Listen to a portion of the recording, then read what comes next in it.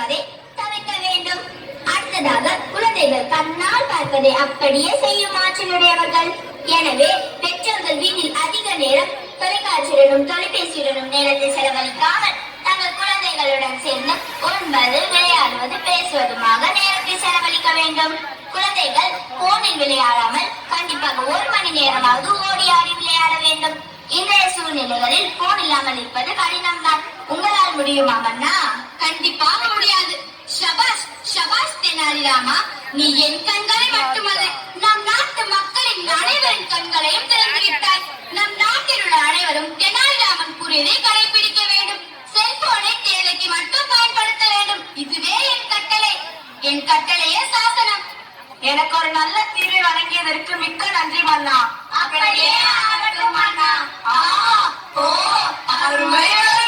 நான் நல்லா பண்றதே இல்லையா? ஆனா நீங்க நல்லா பண்றீங்க.